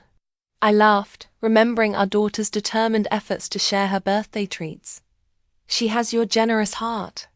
And your strength," Alexander replied. "She's going to be an incredible big sister." Looking around our home at the foundation awards on the walls, the family photos documenting our journey, the toys scattered across expensive Persian rugs, I felt the deep satisfaction of a life rebuilt from ashes into something more beautiful than I'd ever thought possible. Emma's first birthday wasn't just celebrating her year of life. It was celebrating our year of becoming a family, our triumph over those who tried to tear us apart, and our commitment to using our blessings to bless others. In a few months, we'd have another baby to love and protect. The foundation would continue growing, helping more families navigate their darkest moments. And Emma would grow up knowing that she was wanted, cherished, and surrounded by people who would move heaven and earth to ensure her happiness. The Matthews family had been catastrophically wrong about my future. I hadn't raised David's child alone and poor. Instead, I'd raised her in abundance of love, security, purpose, and joy. Sometimes the best revenge was simply living beautifully. 2.5 years after that devastating day at David's funeral, I stood in the same hospital where Emma had been born, holding our son David Alexander Sterling Davy, as Emma had immediately dubbed him. The birth certificate in Alexander's hands was more than just a legal document. It was proof of how completely our lives had transformed. "He looks just like you," I told Alexander, studying our son's perfect features. Where Emma had inherited David's blue eyes and gentle spirit, Davy was clearly Alexander's child, dark hair, strong jaw, and an alert expression that suggested he was already planning his next move. "He has your stubborn chin," Alexander replied with a grin, gently adjusting the baby's blanket. "Poor kid doesn't stand a chance of being anything less than determined." Emma, now 3 years old and bursting with big sister pride, carefully touched Davy's tiny hand. "Baby brother," she announced solemnly, as if introducing him to the world. The past year had brought changes none of us could have anticipated. The documentary about our family and foundation had won an Emmy, bringing national attention to our work and resulting in partnership requests from organizations across the country. The Sarah Sterling Foundation now operated in 12 states, with plans to expand internationally. But more personally significant was the transformation in our extended family. Margaret and Robert had become regular visitors, their relationship with Emma genuine and warm. Margaret's work with grief counseling had given her insight into her own behavior, and she'd become one of our foundation's most effective volunteers. "Here," Alexander said, glancing toward the door where Margaret and Robert waited with flowers and a carefully chosen gift for Davy. "Come in," I called softly. Margaret entered first, her face lighting up at the sight of her new grandson. The bitter, manipulative woman from David's funeral had been replaced by someone softer, wiser, genuinely remorseful about the pain she'd caused. "Oh, Sarah," she breathed. "He's beautiful. Would you like to hold him?" I offered. As Margaret carefully took Davy in her arms, I saw tears in her eyes. "Hello, little one. I'm your grandmother, and I promise to be better for you than I was for your sister at first." Robert, who had been quietly watching, finally spoke. "David would be so proud," he said, his voice thick with emotion. "Of Emma, of you, of this whole family you've built." It was the first time he'd spoken David's name with genuine love rather than bitter regret. Alexander's phone buzzed with a message from our foundation director. "The UN partnership is confirmed. We'll be implementing our family support model in refugee camps across 3 continents." I looked at the message, hardly believing how far our mission had expanded. What had started as a way to heal from personal trauma had become a global movement helping families rebuild their lives after loss and displacement. "What's next for the Sterling family empire?" Margaret asked with a smile, bouncing Davy gently. "Actually," Alexander said, pulling out an envelope I hadn't seen before, "I have a surprise for Sarah." Inside was a deed to a property I didn't recognize, a sprawling estate with multiple buildings and extensive grounds. "It's in Colorado," Alexander explained, "near David's cabin. I thought we could create a retreat center there, a place where families from our programs could come for healing and renewal. Somewhere peaceful where children can process grief and parents can find their strength again." The vision took my breath away. A place where families like ours could find hope, where children like Emma could understand that love exists even in the midst of loss, where mothers like I had been could discover that their worth wasn't determined by other people's cruelty. "We could call it the David Matthews Memorial Retreat," I said softly. "A place where his legacy of love continues." Alexander's smile was radiant. "I was hoping you'd say that." As we sat together in the hospital room, our growing family, the grandparents who'd learned to choose love over bitterness, our newborn son who represented the future we were building, I reflected on the journey that had brought us here. Woman who had been told no man would want a pregnant widow was now surrounded by more love than she'd ever imagined possible. The mother who'd been threatened with losing her child had built an organization that protected hundreds of other mothers. The widow who'd been written out of a will had become the co-owner of $1 billion empire dedicated to justice and healing. "What are you thinking about?" Alexander asked, noticing my contemplative expression. "I'm thinking about that day at the funeral," I said. "When Margaret told me I'd raise Emma alone and poor, I believed her then. I was so broken, so scared. And now I looked around the room at our family, our love, our purpose. Now I know that sometimes the cruelest predictions become the foundation for the most beautiful victories. My phone chimed with notifications messages from women around the world who'd been helped by our foundation, photos of families who'd found healing through our programs, updates from retreat centers implementing our model. The documentary producers want to do a follow-up, I told Alexander, focusing on how the foundation has grown and the families we've helped. What do you think? I considered the question, bouncing Davy gently as Emma climbed into Alexander's lap. I think our story can give hope to other people facing their darkest moments. And I think David would want his death to continue saving lives, even years later. As afternoon turned to evening and visiting hours ended, Margaret and Robert prepared to leave. Thank you, Margaret said quietly, hugging me carefully, for forgiving us, for letting us be part of this family, for showing us what grace looks like. After they left, Alexander and I sat in comfortable silence, our children peaceful in our arms. Any regrets? He asked softly. I thought about David, about the life we'd planned that had been cut short, about the pain that had nearly destroyed me, about the fear that had consumed those early months of grief. Only that David can't see this, I said finally. Can't see Emma becoming such a confident, loving little girl. Can't meet Davy, can't see what his planning and protection made possible. I think he can see it, Alexander said with quiet conviction.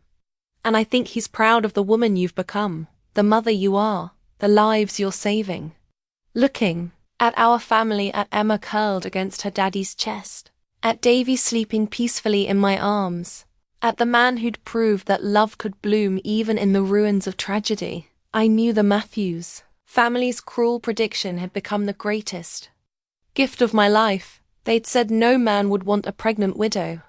They'd been spectacularly, beautifully wrong. Not only had Alexander wanted us, he'd loved us, protected us, and helped us build something magnificent from the ashes of loss. If you've ever been told you're not enough, that you won't find love again, that your circumstances define your worth, I hope our story reminds you that people who speak from bitterness and fear are often the worst predictors of your future. Love finds a way, justice finds a way, hope finds a way, and sometimes the life you build after everything falls apart is more beautiful than anything you could have imagined before.